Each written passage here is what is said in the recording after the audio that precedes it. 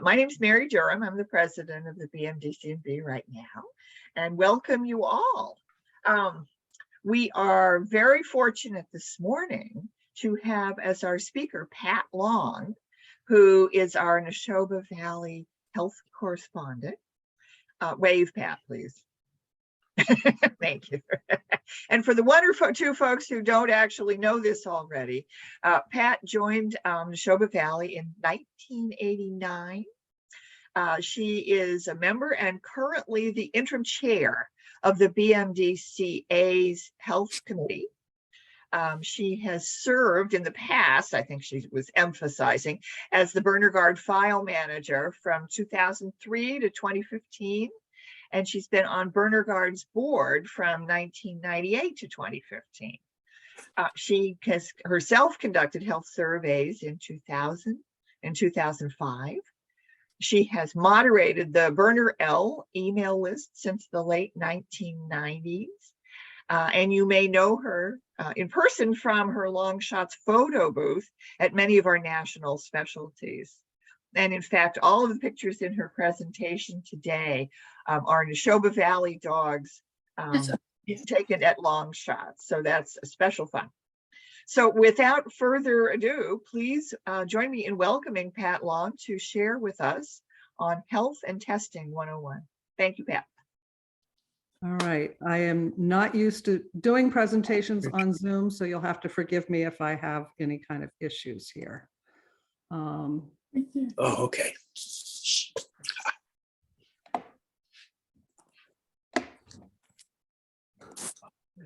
Slideshow from beginning. All right.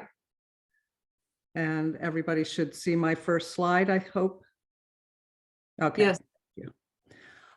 I was asked to do this presentation for the general meeting. Put it together. There's some technical information. Don't let that get you upset. I just a numbers person. I like data. All right, and how do I proceed through this?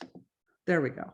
She's already introduced me. Like as she said, I've been a member of Neshoba Valley since I got my second burner in 1989. And I will let that go as my introduction. Genetics and health are connected in many cases. So breeder understanding of health issues that exist in families of Bernese is essential if improvements in health and soundness are to be made over generations of breeding. And how can we help accomplish that? It was recognized many years ago by Barbara and Martin Packard that open sharing of information is our best chance at improving health issues in the breed. And all Berners are urged to participate in the Berner-Garde database. It's not just for breeding dogs, it's for all dogs. Understanding health about breeding dogs is improved when all of their litter mates, all of the litter mates of their parents are in the database. So something that all of us can do is to put information about health, cause of death, date of death into the database. And we're not just talking about cancer. A lot of people are under the impression that it's just for histio, and it's not. It's for everything so that we can track rising problems in other issues. Increasing longevity is something that all of us would like to do. I have received phone calls in the last 2 days from people who have had tumors show up in 6-year-old dogs, and I hate hearing that. One of the ways that we can improve longevity would be to wait until the dogs are older to breed them. And that's not something that we can always do since reproductive issues increase with age. And again, open sharing of information helps us understand what kind of problems we have and allows breeders to avoid doubling up on those issues. We do have phenotypic tests. Phenotypic means observable characteristics versus genetic, which is looking at the underlying genetics of an issue. We all want sound and healthy dogs with good temperaments, but that's only part of the list that a breeder has to consider. Hip and elbow x-rays have been done for decades now, and they are shared openly in most cases. The pet population can still improve its participation in some of those tests. They're not cheap, but it's something that we can all do in order to share the information so that breeders have a more all-inclusive view of the genetics in their lines. Heart tests for subaortic stenosis specifically, eye exams, we do have issues with progressive retinal atrophy and cataracts. Blood work to check for thyroid issues are all tests that we can do on all dogs. The very first genetic test that we had made available to us was for von Willebrand's, which is a bleeding disease similar to hemophilia in people.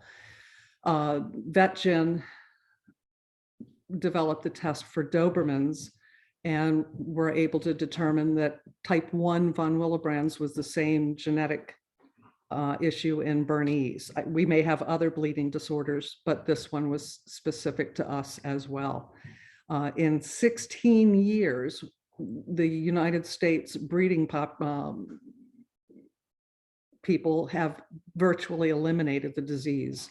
It still exists in a couple of lines, and they know to keep testing. It's probably a good idea for people to test periodically just to make sure it's not showing up from, say, imported dogs or from lines that you weren't aware that it did exist in.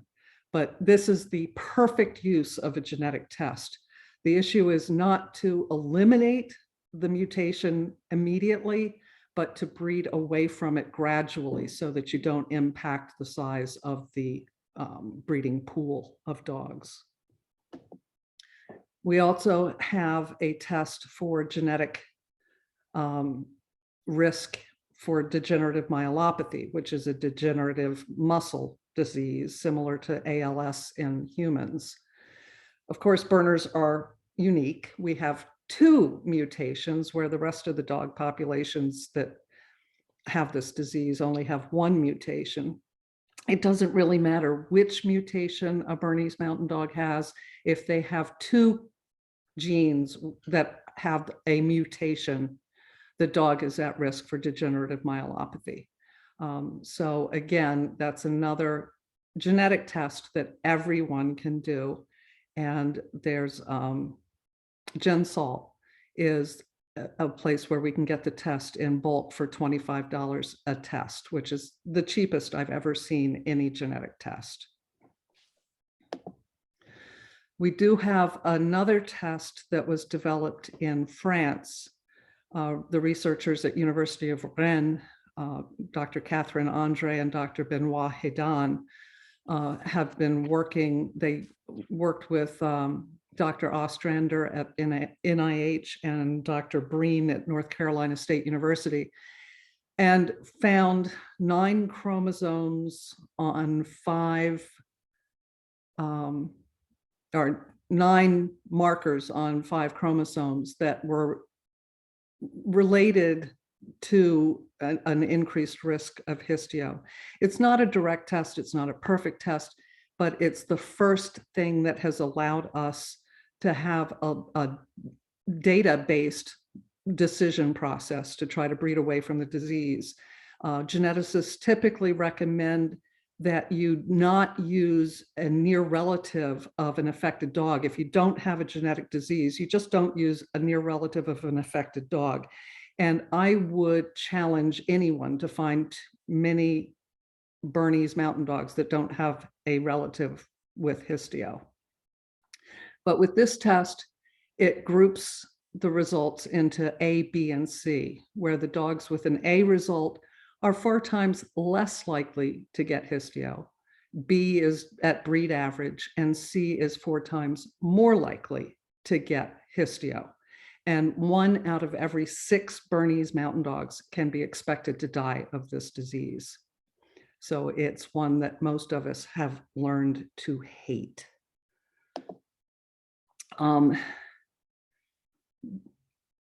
About 9,000. I'm not, okay, how do I go back? Going back. No. All right. Right mouse click, I think. Yeah, I tried that. Okay. I tried that. The other way. Yeah, thank you. All right, so we have, okay, how do I go full slide? No. All right, Adam, how do I go full slide? So scroll back up to the top on the left. Or slideshow, sorry. Go to click on slideshow in your menus. From current slide, okay, current thank slide. you. There are about 7,000 tests that have been done worldwide since it was introduced in 2012. And to compare, we have about 900 tests that we have done here in the United States. It is more like 1,000 now because we had 100 dogs tested at our US National. We don't have the results yet. But you can see the comparison between the worldwide and US results. They're fairly comparable. We have a slightly higher incidence of the C results. It just could be the sample size. I don't know that that's significant at all, but we're not going, what that shows is that we're really not going to get a better population of dogs with A by going to Europe or outside of the United States. This is a problem breed-wide throughout the world. Each new test always tempts us to want to just eliminate the mutation. But if we were only to look at histio results and want to breed an A to an A, that reduces the dogs that are in the gene pool to 25% of the total population. And shrinking an already small gene pool that far would not be a good thing. It would just do untold damage to the breed long term. And good breeders may do a lot of tests. Great breeders try to look at the whole dog and keep the test results in mind without using a single factor to eliminate all possible breeding dogs. And I would certainly argue that temperaments might be a good single factor to use to eliminate a dog. But other than that, the whole dog has to be looked at. We have 67% of our dogs dying of cancer. That's an incredibly high rate. Age, of course, is a factor. The older you get, the more likely you are to get cancer. But we have a lot of dogs dying far too young of cancer. And getting the accurate diagnoses certainly help substantially to allow breeders to make more informed decisions. So for the owners who have taken the time and paid the money and had the emotional cost of getting necropsies and pathology done and sharing those details at the worst possible time, thank you. And thank you for sharing it in Berner-Garde. And that's done by so many people. I think our breed is probably well ahead of any other breed in doing that kind of open sharing. We have a lot of cruciate ruptures. Is it genetically based? Is there some sort of issue that we have? But getting more information about cruciate ruptures may help us in the future to track that. I believe they just found a gene in Labradors that's linked to cruciate ruptures, something that we might be able to look at in our breed as well. Autoimmune issues are something we hear about. How much do we have? We need a new survey to try to find incidence of different diseases in our breed, but that's something the health committee is working on. Digestive issues are a rising problem, and anybody who has dealt with any of the issues, we've always thought we've had a lot of food allergies, but were they food allergies or were they other more irritable bowel type issues? We have a lot of dogs with pica or eating non-food items, something called protein losing enteropathy and lymphangioectasia Are these all separate issues, or is it a problem with the microbiome, the bacteria in the gut, that is just atypical in Bernese for what other breeds have? But again, sharing the information so we know how big a problem that is going to be critical.